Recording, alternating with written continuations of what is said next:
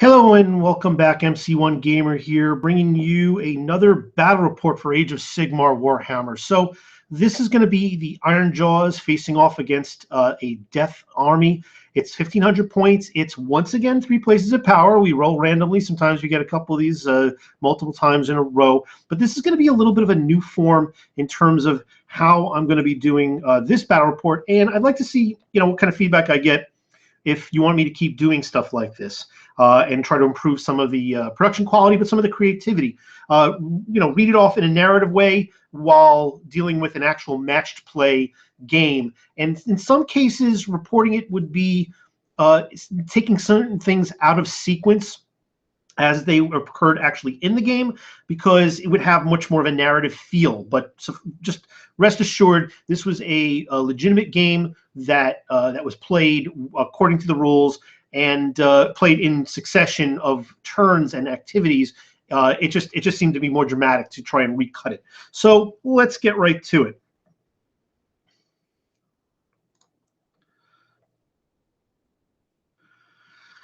The vanguards met in the ruins of a long-abandoned settlement, looking to investigate the strange energies both sides had detected. The Gash had sent a long-storied detachment from old Musalan to harvest the power, while the Ironjaws megaboss, ever looking for a fight, merely looked to hone his warriors in battle, knowing that some foolish force would seek to claim the treasure found here. The war boss set his guard grunters to the far flank and a small group of the elite brutes nearby. A weird knob shaman called to Gork and possibly also Mork with his escort of Ard boys, taking up the center, hoping that a strong showing would increase their standing in the eyes of the megaboss. Covering the opposite side of the ruins was the massive megaboss himself, joined by a war chanter and 2 more groups of the powerfully armored brutes. Facing them are the once notable remnants of a Bretonnian host. Long past their mortal coil, they were defeated in the old world and raised up by the Lord of Undeath after laying waste to the venerable vampire Red Duke, who led them in old Musalan, adding them to his Legion of the Dead. Failed questing knights now exist as ghostly apparitions called hex wraiths, while the legendary Grail knights were bathed in the blood of Neferata and now exist to satiate their endless thirst for blood in battle and in service of their new master. A bone chariot hoists an unholy relic and a loyal necromancer who is now held aloft by mere spirits of long dead knights and their levies. Watching over this flank is a Bretonnian lord, once trained to ride a magnificent Pegasus, now mounted atop an abyssal terror. The general of the battle host, mounted on a nightmare, holds the middle, extending his unearthly control over the rest of his forces. Aided by a once beautiful damsel, now corrupted by necromantic energies, and also mounted on a nightmare. Escorting them is a zombified horde of once peasant men-at-arms, now decayed and seeking flesh and brains. They're mindless now, doing the biddings of their masters. Behind them is the stench of a corpse cart that infuses necrotic energies. The emanations of power ebb from the fountain in the center of the ruined town. Another source is located near the demonic arch, while in the shadow of a bridge cottage sits the last one. The weird knob begins. He starts casting a mystic shield onto one of the brute squads. The war chanter performs a rhythmic smash that whips some of the brutes into a frenzy, honing their weapon accuracy. The megaboss screams to the throng and inspires some of the brutes to stay in the fight no matter what their losses. And then he urges them forward, the surge compounded by the battalion's many battles together. Simultaneously, the vampire lords and necromancer begin their incantations, fueled by the power emanating from the corpse cart. And, no small measure, also from the mortis engine. The vampire general commands a bloody feast upon the zombie horde, empowering them to move and attack with greater alacrity, followed by a mystic shield cast upon the hex wraiths.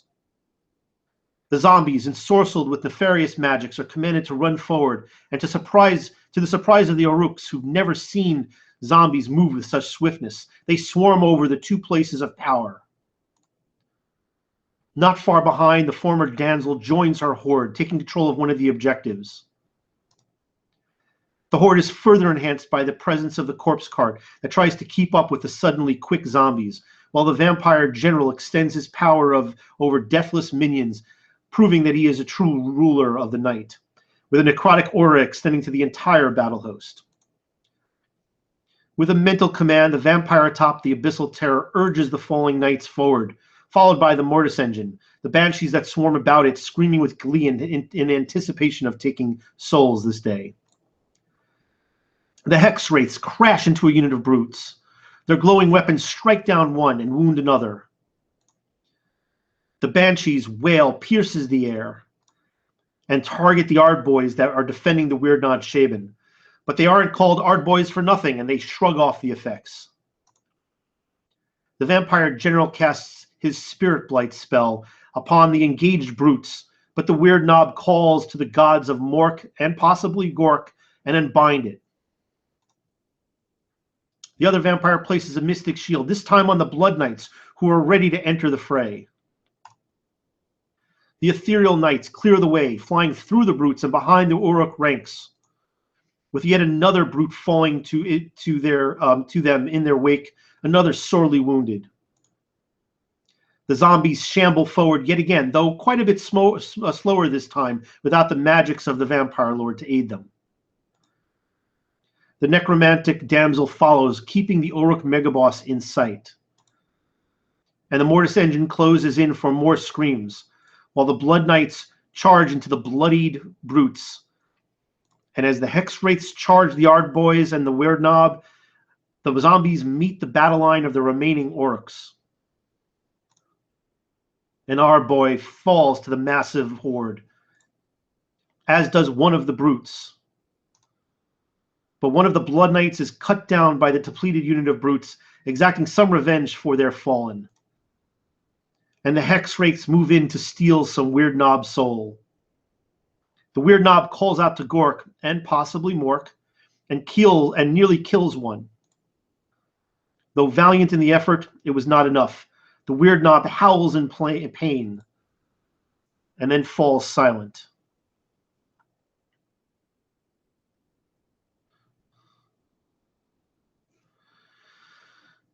The brutes hack at the zombies, but they ignore the damage and keep shambling forward.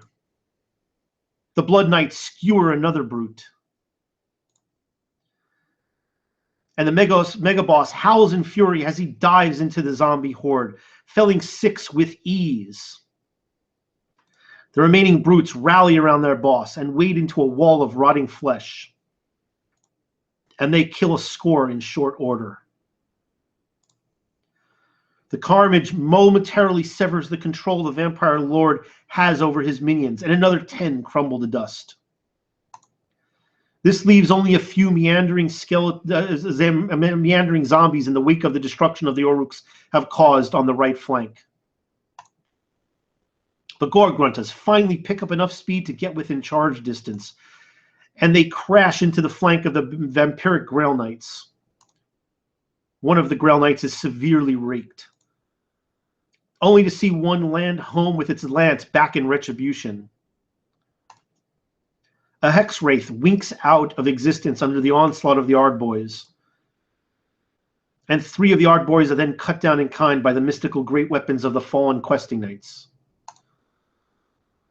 The steeds add another 2 more to the count as their cold hooves sever the spirits from the bodies. And the last of the zombies fall to the brutes, leaving only the stunned and now alone necromantic's damsel to stare down at an overwhelming force on the right flank. The vampire lord atop the abyssal terror aids his progeny and charges the rear of the Gorgruntas, but only wounds the hide of one, failing to fell one of the mighty boars. The mortis engine unleashes an ear-splitting wail of the damned. Its cacophony is too much to bear for one of the Gruntas. And one of the Gorgruntas is crushed as its massive mount convulses to the impact of the deathly wail. The undead damsel considers her control of the energy and the ire of abandoning it What would it mean to her masters? And then she unleashes an arcane bolt right at the mega boss. As the blood runs from its nose and its ears stop ringing, the massive Aruk shrugs off the pain and focuses its gaze at the puny mounted necromancer. The vampire lord atop the abyssal terror places a mystic shield once again on the hex wraiths. And the general commands the blood knights to stop playing with their food, and they enter a fervor, their attacks flashing deadlier against the Gorgruntas and the last few brutes left on this side of the battle. The corpse cart intelligently withdraws back to the center. With no zombies left to screen it, it retreats to hinder any advance towards the vampire general. The necromancer, seeing her arcane bolt mortal damage only anger the megaboss further, abandons the glowing pool of energy and urges her nightmare to run as far away from the wall of Uruk brutes in hopes of escaping their charge. A blood knight, engorged on blood, rises back up, its nightmare reconstructing itself underneath it.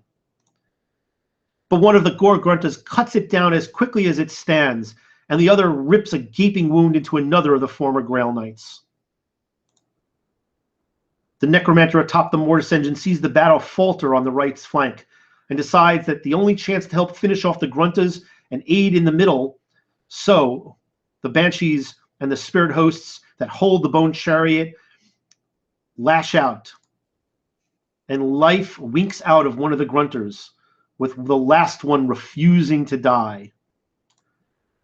Enough, yells the vampire lord, and he, along with the abyssal terror he rides, puts an end to the last of the Gorgruntas, while the Blood Knights finally finish off the brutes that have locked them up all battle to this point. The Hex Wraiths, already an intangible mist, avoid any meaningful blows from the remaining Ardboys in the center, but fail to finish them off. The Mega Boss sees weakness now in the ranks and orders his brutes forward, then motions to the War Chanter. The War Chanter rushes forward to take control of the glowing pool of power on the right. He celebrates his triumph at achieving this valuable objective. The Oryx begin to swarm towards the middle with little in their way save for the corpse cart. Seeing victory in their grasp, the Oryx charge the cart, surrounding the escaping necromancer. The Megaboss takes a long pull from his battle brew, and then leaps atop the infested pool as the once proud Bretonnian lord accepts the challenge of the Ironjaws Megaboss, and then lashes out with his lance, aided by the speed and ferocity of his vampiric form. The bloodied boss once again ignores and gashes into its hide, lets out a massive howl. All the combatants from both sides halt for a moment to watch these titans clash. The wounded Megaboss unleashes powerful swings that cleave into the ancient army of the undead general and fells him. A silence fills the ruined square. Then, suddenly, the Oruks begin to beat their weapons against the ground, serenading the boss who looks about, relishing in his victory.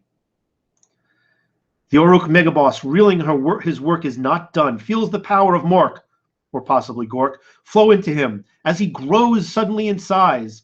He has felled an enemy heroes, and his patrons are pleased. But just as he is about to rejoin the battle against the remaining undead, the corpse of the vampire general winks out of existence, and only to reappear near the left side glowing pool of power. Having extended the power of the Ring of Immortality, he then reaches out to his remaining forces. They have lost their advantage, but they are not yet beaten. In fact, they have much left with which to seal the doom of the Oruks. The undead damsel sees an opportunity and strikes down a brute with her ensorcelled staff. But the remaining brutes hack at her, nearly ending her existence. The corpses from the cart begin to rip at the brutes besieging it, causing some wounds, but they are cut down all, leaving only the necromancer riding atop it remaining. As the two generals survey their surviving forces, they begin to move back in, looking to end it finally. So this is how the game ended at turn 3. It kind of took a swing back and forth, and it was very cinematic. It was very narrative, even though we were playing a fully match play game.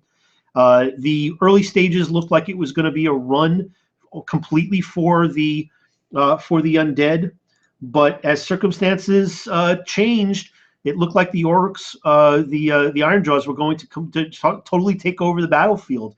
But when you look at this at the end of turn 3, the undead have built up a fairly sizable lead, but with 2 points of power left remaining, the middle and the right side, the orcs could potentially overtake them in the final 2 turns of the game. The difference, of course, is that there are quite a number of forces for the undead that are left, and even though there's only a couple wounds left on the Vampire Lord, there are the Mega Boss has been fairly wounded and could go down pretty quickly. There's quite a few forces that are within range to charge it, even if the Vampire Lord stays out of it. Although it is with some detriment. The Vampire Lord has to stay. He's tethered to the left point of power.